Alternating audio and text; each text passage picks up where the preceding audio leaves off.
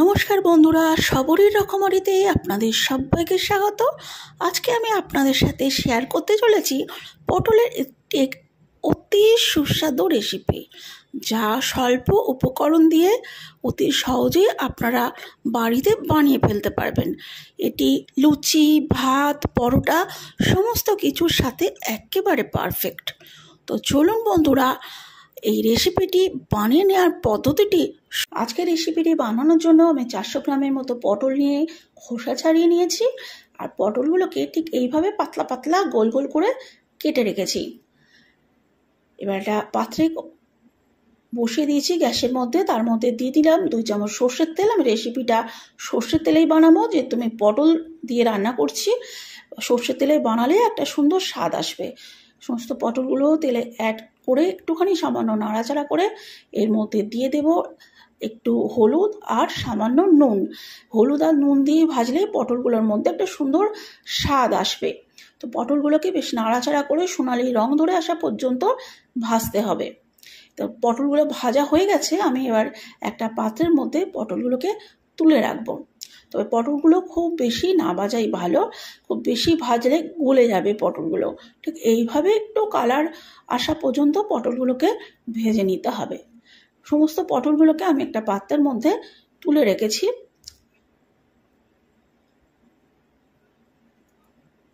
পটল তুলে নেওয়ার পর কড়ার মধ্যে আমি আরও 2 চামচ তেল অ্যাড করে দিচ্ছি। তেলের মধ্যে দিলাম একটা শুকনো লঙ্কা, এভাবে ছোটো ছোটো টুকরো করে নিয়েছি, আর দিলাম 1 চামচ জিরে। এবার দিয়ে দিচ্ছি 2টো কাঁচা লঙ্কা, এরকম গোল গোল টুকরো করে কেটে রেখেছিলাম। ভালো করে একটু সাঁতলে নিতে হবে যতক্ষণ না একটা সুন্দর গন্ধ বেরোয় এর মধ্য থেকে। এবার এর মধ্যে আমি দিয়ে দিচ্ছি কেটে রাখা পেঁয়াজের টুকরো। 2টো পেঁয়াজ ছোটো ছোটো করে টুকরো করে আমি কেটে রেখেছিলাম।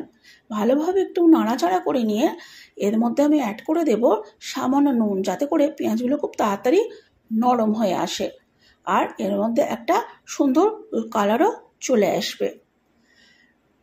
পেঁয়াজগুলো অনেকটা ভাজা হয়ে গেছে আমার, দেখুন একটা বাদামি রং চলে এসেছে। এর মধ্যে দিলাম 1 চামচ হলুদ গুঁড়ো, 1 চামচ লাল লঙ্কার গুঁড়ো, 1 চামচ জিরে গুঁড়ো, 1 চামচ ধনে গুঁড়ো। এবার গুঁড়ো মশলাগুলো দেওয়ার পর আমি একটা বাটা মশলা ইউজ করছি। আদা আর রসুন বেটে রেখেছিলাম, সেটা 1 চামচ এর মধ্যে অ্যাড করে দিয়ে খুব ভালো করে কষিয়ে নিতে হবে। এর মধ্যে সামান্য জল অ্যাড করে দিতে হবে, যাতে করে মশলাটা পুড়েও যাবে না আর পেঁয়াজটা খুব তাড়াতাড়ি সফট হয়ে যাবে। যতক্ষণ না এর মধ্যে থেকে তেল ছাড়তে আরম্ভ করে ততক্ষণ এটাকে ফুটিয়ে নিতে হবে। এবার তেল ছাড়তে আরম্ভ করেছে মশলা থেকে, এর মধ্যে আমি দিয়ে দিলাম একটা টমেটো, যেটাকে আমি কুচো করে কেটে রেখেছিলাম। ভালো করে নাড়াচাড়া করে নিলাম, যতক্ষণ না টমেটোটা সফট হয় ততক্ষণে এভাবে নাড়াচাড়া করে নিতে হবে।